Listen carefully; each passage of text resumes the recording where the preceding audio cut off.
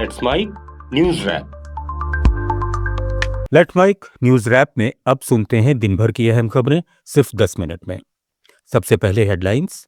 अंतर्राष्ट्रीय महिला दिवस पर देश भर में हुए कार्यक्रम।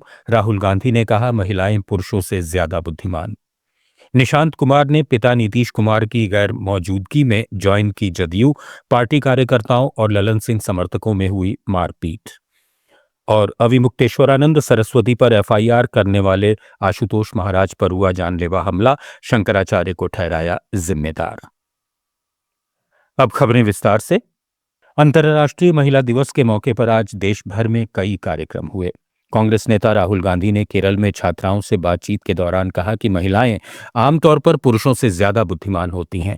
वे ऐसे परिवार में पले बड़े हैं जहां महिलाओं का दबदबा रहा है और उनके परिवार की मुखिया उनकी दादी थीं।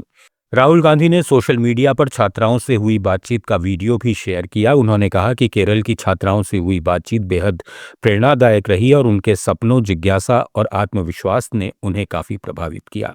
I grew up in a family where the women were the bosses. So the boss of my family was my grandmother.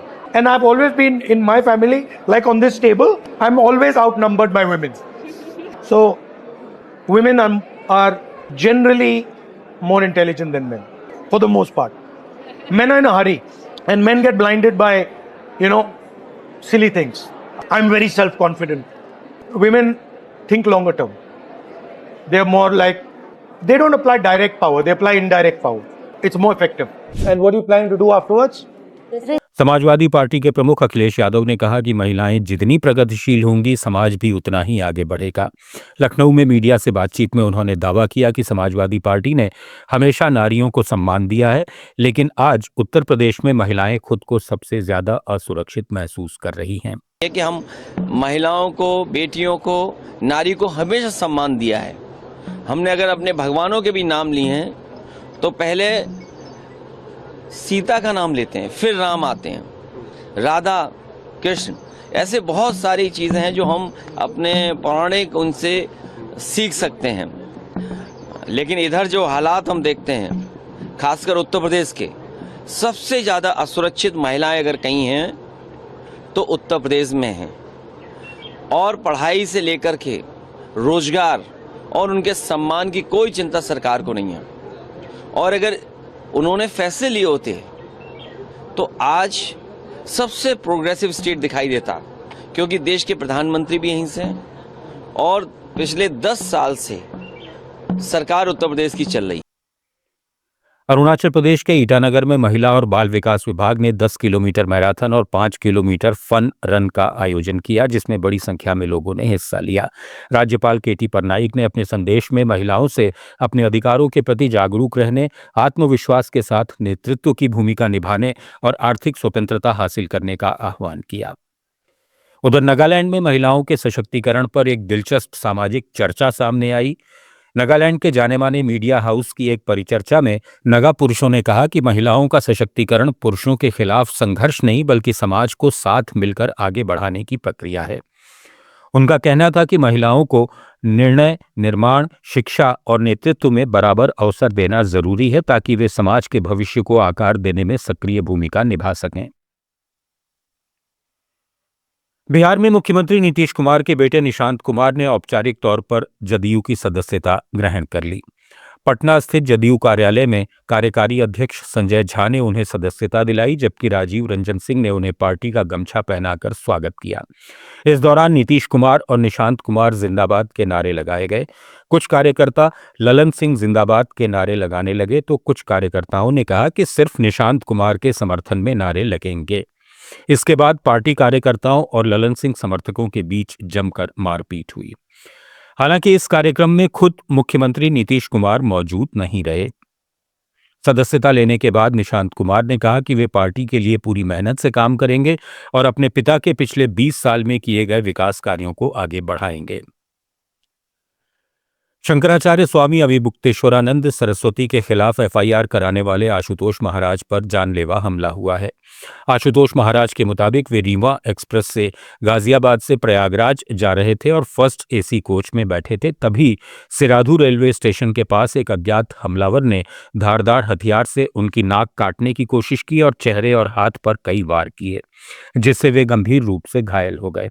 Ashutosh ब्रह्मचारी ने बताया कि किसी तरह वे हमलावर से बचकर ट्रेन के टॉयलेट में छिप गए और वहीं से जीआरपी को फोन कर घटना की सूचना दी। हालांकि शंकराचार्य ने इन आरोपों को सिरे से खारिज करते हुए इसे साजिश और मीडिया का ध्यान खींचने की कोशिश बताया है। पश्चिम बंगाल में सियासी घमासान के बीच ममता बनर्जी का धरना तीसरे दिन भी जारी रहा। कोलकाता के एस्प्लेनेड मेट्रो चैनल पर धरने पर बैठी ममता बनर्जी ने चुनाव आयोग पर आरोप लगाते हुए उसे वैनिश कमीशन तक कह दिया। ममता का आरोप है कि भाजपा चुनाव आयोग का इस्तेमाल कर वोटर लिस्ट से सही मतदाताओं के नाम हटाने की कोशिश कर रही है। उन्होंने कहा कि one nation one leader one party की सोच में बीजेपी ने लोकतांत्रिक संस्थाओं को हथियार बना लिया है। ममता ने यह भी आरोप लगाया कि बीजेपी का अंतिम मकसद अंबेडकर के बनाए संविधान को बदलना है। मुख्यमंत्री ने कहा कि धर्मतला में चल रहा ये धरना बंगाल विरोधी एजेंडे के खिलाफ जनता की आवाज है और राज्य के सम्मान और मताधिकार की रक्षा के लिए ये आंदोलन जारी रहेगा। दिल्ली को आज कनेक्टिविटी और इंफ्रास्ट्रक्चर की बड़ी सौगात मिली है। प्रधानमंत्री नरेंद्र मोदी ने बुराडी के डीडीए ग्राउंड से 30,000 करोड़ रुपए से ज्यादा की परियोजनाओं का उद्घाटन और शिलान्यास किया। पीएम मोदी ने दिल्ली मेट्रो के फेज 4 के 2 नए कॉरिडोर मजलिस पार्क से मौजपुर बाबरपुर पिंक लाइन और दीपाली चौक से मजलिस पार्क मेजेंटा लाइन को हरी झंडी दिखाई। इस कॉरिडोर के शुरू होने से दिल्ली मेट्रो नेटवर्क 450 किलोमीटर से ज्यादा हो गया है, जबकि पिंक लाइन देश की सबसे लंबी मेट्रो लाइन बन गई है। प्रधानमंत्री ने फेज 5A के लिए 3 नए मेट्रो कॉरिडोर का शिलान्यास और सरोजनी नगर में जीपीआरए आवास परियोजना का लोकार्पण भी किया। इस दौरान उन्होंने कहा कि डबल इंजन सरकार दिल्ली में कनेक्टिविटी, आधुनिक परिवहन और इंफ्रास्ट्रक्चर को तेजी से आगे बढ़ा रही है, जिससे दिल्ली और एनसीआर के लाखों लोगों को फायदा मिलेगा। राजस्थान के पूर्व मुख्यमंत्री अशोक गहलोत ने कहा है कि उनकी सरकार की ऐतिहासिक मुख्यमंत्री चिरंजीवी स्वास्थ्य बीमा योजना का नाम बदल दिया गया, लेकिन अब इसकी स्थिति बदहाल हो गई है। गंभीर बीमारियों जैसे कैंसर के इलाज के दौरान अगर कोई दूसरी समस्या हो जाए तो कैशलेस सुविधा नहीं मिल रही और सॉफ्टवेयर की खामियों के कारण मरीजों के परिजनों को नकद भुगतान के लिए मजबूर किया जा रहा है। उन्होंने परेशान मरीजों से संबंधित एक अखबार में छपी खबर का हवाला देते हुए सोशल मीडिया पर लिखा कि नाम बदलने में जितनी फुर्ती दिखाई गई, काश उतनी ही संवेदनशीलता मरीजों के दर्द को समझने में दिखाई जाती। उन्होंने मांग की कि सरकार तकनीकी बाधाएं दूर कर मरीजों का पूरी तरह कैशलेस इलाज सुनिश्चित करे। अमेरिका इजराइल का ईरान से युद्ध का आज 9वां दिन है। अमेरिका इजराइल ने तेहरान और अलबोर्ज प्रांत में पहली बार तेल भंडारण डिपो, रिफाइनरी और पेट्रोलियम ट्रांसफर सेंटर पर हमले किए, जिससे राजधानी में भयंकर आग लग गई। सड़कों पर आग की नदी बह निकली, काला धुआं छा गया और ईरानी रेड क्रिसेंट ने टॉक्सिक रेन की चेतावनी जारी की। इन हमलों में कम से कम 4 टैंकर ड्राइवर मारे गए, जबकि युद्ध शुरू होने से अब तक ईरान में 1330 से अधिक मौतें हो चुकी हैं और हजारों घायल हैं। करीब 9700 नागरिक और 1600 व्यावसायिक इमारतें पूरी तरह नष्ट हो चुकी हैं। तेहरान में ईंधन कोटा घटाकर 20 लीटर कर दिया गया है। उधर ईरान के जवाबी ड्रोन मिसाइल हमलों में बहरीन के पानी के डीसैलिनेशन प्लांट को नुकसान पहुंचा, जिससे खाड़ी देशों की पेयजल आपूर्ति को खतरा पैदा हो गया है। हालांकि फिलहाल पानी की सप्लाई बरकरार है। इसके मलबे से 3 लोग घायल हुए हैं। कुवैत में एयरपोर्ट, ईंधन टैंकों और सोशल सिक्योरिटी बिल्डिंग पर हमले में 2 फायर फाइटर और बॉर्डर सिक्योरिटी कर्मी मारे गए। वहां आग पर काबू पा लिया गया। इजराइल पर ईरानी हमलों में पिछले 24 घंटों में 1929 लोग अस्पताल में भर्ती हुए हैं। लेबनान में भी सैकड़ों मौतें दर्ज हुई हैं। अब दोनों पक्ष एनर्जी संरचनाओं को लक्ष्य बना रहे हैं। ईरान 6 महीने तक तीव्र युद्ध लड़ने का दावा कर रहा है, तो इजराइल आगे बढ़ने की चेतावनी दे रहा है। न्यूज रैप में फिलहाल इतना ही। जुड़े रहिए लेट्स माइक के साथ। आप सुन रहे थे let's mic more than radio. Follow कीजिए हमें हमारे सोशल मीडिया प्लेटफॉर्म्स पर।